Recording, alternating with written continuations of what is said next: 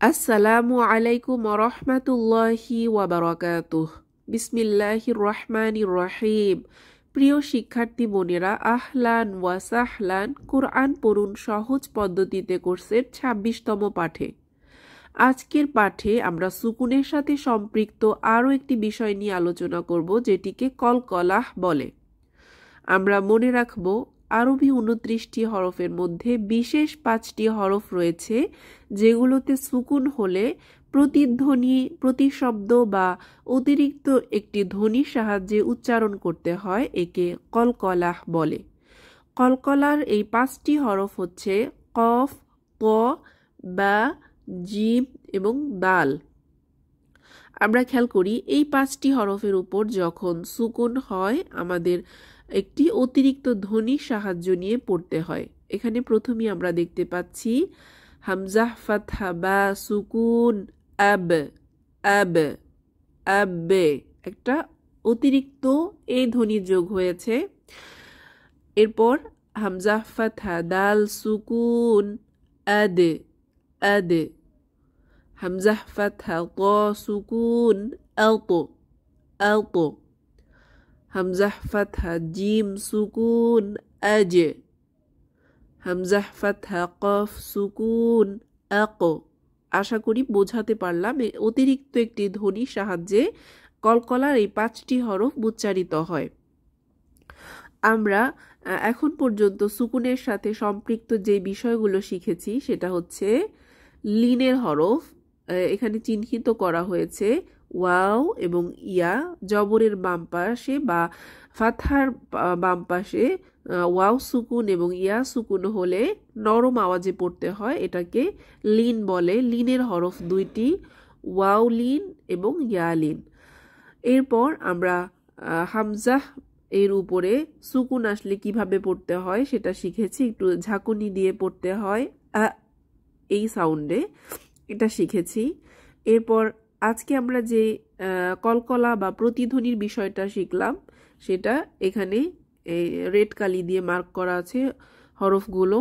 তাহলে কফ, ত, বা, জিম এবং দাল, এই ৫টি হরফ হচ্ছে কলকলার হরফ। আমরা সহজে মনে রাখার জন্য বলতে পারি কুতুবজাদ। কুতুবজাদ মনে রাখলে কলকলার ৫টি হরফ মনে রাখা সহজ হবে। কফ, ত, বা, জিম, দাল, এই ৫টি হরফের উপর সুকুন আসলে প্রতিধ্বনি করে পড়তে হয়, এটাকে কলকলা বলে। আশা করি বোঝাতে পারলাম। আমরা পরবর্তী পৃষ্ঠাতে চলে যাচ্ছি। এখানে আমরা পবিত্র কোরআনুল কারিমে কলকলা দিয়ে যে সকল শব্দ রয়েছে তার কিছু শব্দ দেখতে পাচ্ছি। তাহলে চলুন আমরা একসাথে অনুশীলন করি। প্রথমে আমরা দেখতে পাচ্ছি, দু একটা বানান করে শোনাবো। খ ফাতহা খ, লাম ফাতহা কফ সুকুন লাক, লাক কলকলা করেছি। নুন ফাতহা আলিফ সুকুন না, এখানে আলিফ মাদ এক আলিফ টেনে পড়বো নাতে। খলাকনা, খলাকনা অর্থ আমরা সৃষ্টি করেছি। এরপর র জাক না, নাতে আলিফ সগীরা আছে এক আলিফ টেনে পড়বো না হুম। রযাকনাহুম, রযাকনাহুম অর্থ আমরা তাদেরকে রিজিক দিয়েছি। এরপর আছে মাউতো, মাউতো ততে কলকলা, মাউতো লা আই, মাউতো লা আই, মাউতো লা আই অর্থ উদয়ের জায়গা বা সময়। এরপর আছে ইউতো, ইউতো আই মু, ইউতো আই মু, ইউতো আই মু সে খাওয়াবে বা খাওয়ায়। শুরু থেকে খলাকনা, রযাকনাহুম, মাতলাই, ইউতইমু। দ্বিতীয় লাইন হামজা কাসরা বা সুকুন ইব, নুন দম্মা নু, ইবেনু, ইবেনু অর্থ ছেলে বা পুত্র। এরপর আছে আইন ফাতহা বা সুকুন আব, বাতে কলকলা আব, দাল দম্মা দু, আবেদু, আবেদু অর্থ দাস বা বান্দা। এরপর আছে সুব, সুব হা, হাতে আলিফ সগীরা এক আলিফ টেনে পড়বো হানা সুবহানা সুবহানা পবিত্র বা মহান। এরপর আছে ইব বাতে কলকলা ইব র আলিফ সগীর আছে রতে এক আলিফ টেনে পড়বো হি এখানে ইয়া মা এক আলিফ টেনে পড়বো হি মা ইবরাহিমা ইবরাহিমা অর্থ ইব্রাহিম আলাইহি ওয়াসাল্লাম। দ্বিতীয় লাইন শুরু থেকে ইবেনু আবেদু সুবহানা ইবরাহিমা।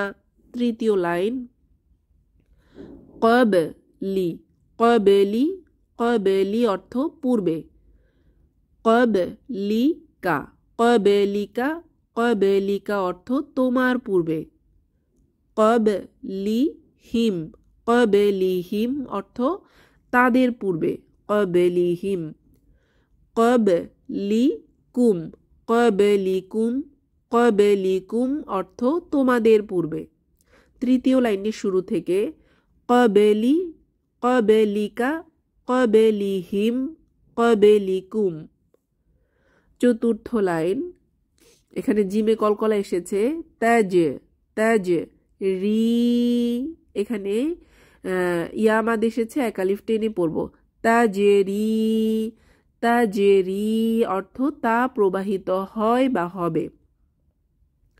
এরপর ইয়াজ ইয়াজ আলু ইয়াজ আলু ইয়াজ আলু অর্থ সে তৈরি করে বা করবে।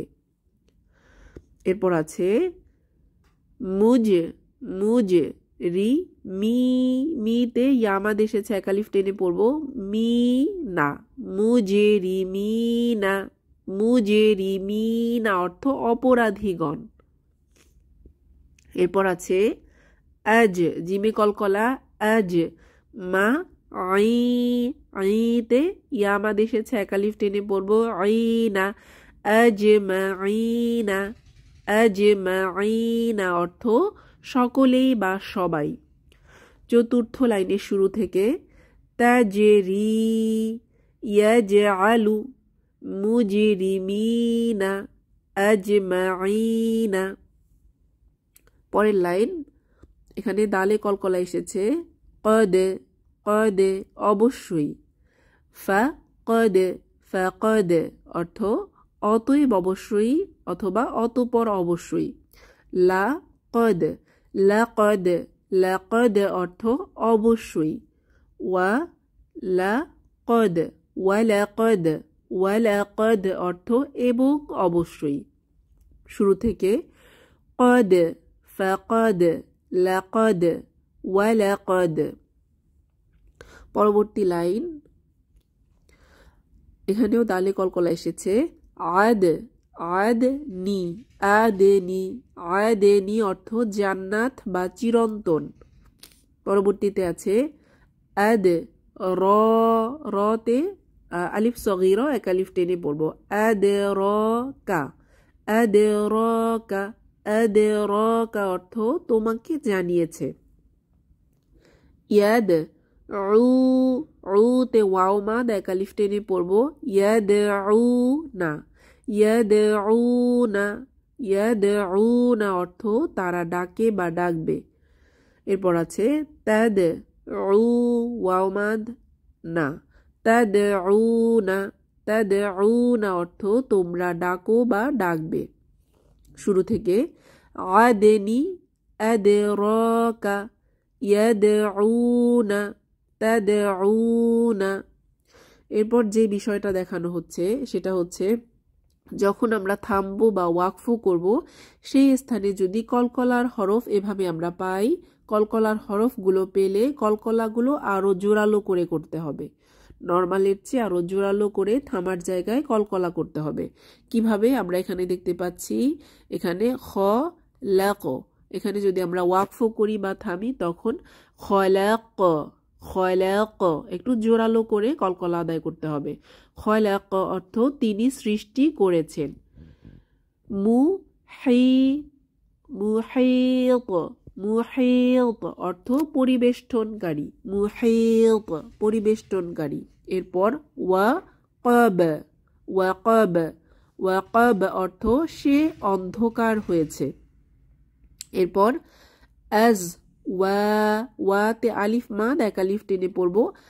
আর যদি থামি তখন হচ্ছে 3 আলিফ টেনে থামতে হবে। মাদের হরফের পরের হরফে থামলে 3 আলিফ টেনে থামতে হয়। আজওয়াজ আজওয়াজ, একটু জোরালো কলকলা করব। এরপর আহাদ আহাদ আহাদ অর্থ একক।